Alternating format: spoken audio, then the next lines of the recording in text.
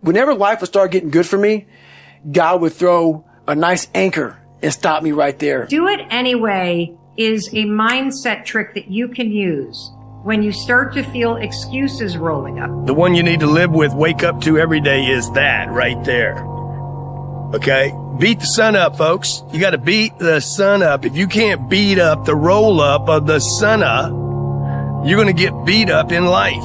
And whenever you find things that you're comfortable doing, you're going away from the journey of life. I feel like most people in their lives are being allowed to live small.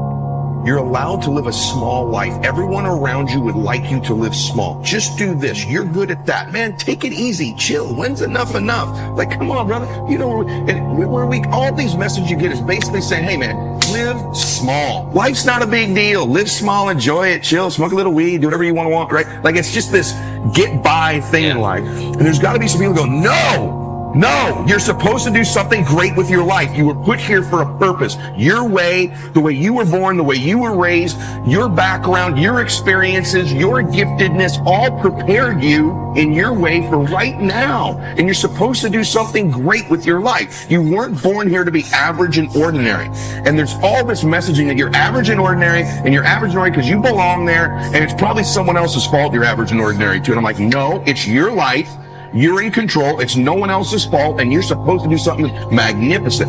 That's the consciousness aspect. The last 1,000 years on earth, doing something great has been reserved to this one little group of people, 1% of the population. They're supposed to do something great. They're supposed to live their dreams. We're supposed to watch them, cheer for them, wear their jersey, watch their award show, comment on their posts, clean their houses, right? Feed them in their restaurants. No. The fact of the matter is, you can do those things. You can change your life. And I'm sick and tired of this hero worship. You live small, cheer for everybody else who lives big. No, if you're a school teacher, be the best school teacher. Change the world by the little lives you're affecting. If you're on social media, change the world. Play big. You will never do it wrong if your decision is to do the bigger thing than the smaller thing. That's what I would tell you. Stop playing small. Stop thinking small, and don't let anybody tell you you should be small. So listen to me. There are those of you who said, I want to be a millionaire. I want to be the best at this company, right? But your value system says you believe in sleep more than you believe in grinding. Your value system says you are a consumer and not a producer.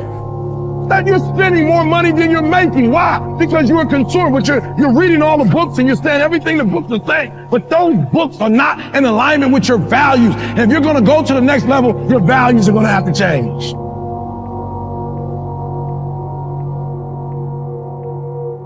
What if I told you this was the last Monday morning of your life? What if I told you died this week? Would you complain about your crap job or that test you don't want to take? I doubt it. You would go much higher level thinking. Well, that's really what it takes. It takes understanding that if you're not pumped right now, if you're begrudging what you're about to do, if you're not looking forward to it, look, I respect practicality. You gotta go through school because your parents want to. You gotta pay your rent. You got student loans. I get it. But please recognize the world we're living in. We're living in a world where there's so much more opportunity. This internet thing created way more opportunity for all of us. Way more. I mean, look, you might not even be alive. Like, your mom and dad could have had sex like 3 minutes later and you wouldn't even exist and you're complaining. You could have ended up being a bus, a tree. I just don't get the mentality of being head down sad on a Monday morning. I'm going to make you Saturday Monday morning. That's what I want to do every morning, and that's what I want from you. Please take a step back and think about how awesome it actually is. And then recognize that you can attack the world in a totally different way because you were lucky enough to be born during this era. So you have said to yourself, okay, I'm going to talk to my boss today about that thing that I've been avoiding talking to them about. Or maybe you've said something like, I'm going to go to the gym today or tomorrow, or whatever. And then the moment comes where you've got to have that conversation. Or the moment comes where it's time to pack up your bag and leave your desk and go to the gym. And what always happens? You don't feel like it. I bet there are plenty of you watching that have made a commitment that, I'm not going to have a drink tonight. And then guess what happens when you get home? You don't feel like not drinking. You feel like having a drink. And so here's what Do It Anyway has done for me. The idea that I just do it anyway has pushed me to realize and to recognize that there are a lot of moments where there are things in my life that I really want to do, I need to do, I should do, but when the moment comes, I don't feel like it. And so I pull out this idea of, you know what, I'm just going to do it anyway. It's raining outside. I said I would go for a short run. I don't feel like it. I'm going to do it anyway. It's 6 o'clock in the morning. I'm tired. It's cold. I laid out my yoga clothes, but now I don't feel like it. What do? I do it anyway. When you start to say to yourself, I'm going to do it anyway, what happens is something really cool. You acknowledge that there are feelings that you have that are trying to swoop in and hijack you. You acknowledge them and you basically say, guess what? I'm going to do it anyway. Problems are basically the building block of happiness. And that is really counterintuitive to most people, because most people think of happiness as like no problems, you know, sitting on the beach with a pina colada, doing whatever. And, but the truth is that we need some sort of struggle in our life. And the point I try to make in the book is that the key to living a good life isn't getting rid of struggle, it's finding good struggles. Struggles that invigorate you, struggles that feel important to you, struggles that can contribute to the people around you.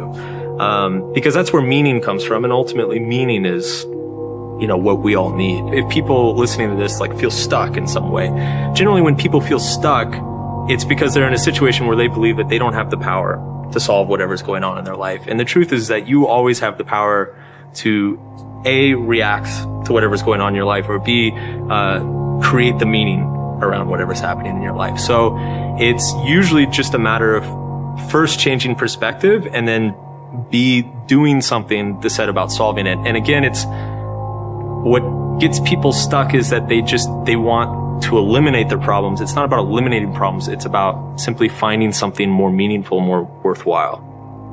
Obviously, he was about as successful as anyone could be. I mean, he was a successful guy in so many aspects, and yet he killed himself. He said in this book, I wanted adventures. I wanted to go up the Nung River to the heart of darkness in Cambodia. I wanted to ride out into a desert on camelback, sand and dunes in every direction, eat whole roasted lamb with my fingers. I wanted to kick snow off my boots in a mafia nightclub in Russia. I wanted to play with automatic weapons in Phnom Penh, recapture the past in a small oyster village in France, step into a seedy, neon-lit pulqueria in rural Mexico. I wanted to run roadblocks in the middle of the night, blowing past angry militia with a handful of hurled Marlboro packs. Experience fear, excitement, wonder. I wanted kicks, the kind of melodramatic thrills and chills I'd yearned for since childhood. The kind of adventure I'd found as a little boy in the pages of my Tintin comic books. I wanted to see the world, and I wanted the world to be just like the movies. That's what Anthony Bourdain said. Just like the movies.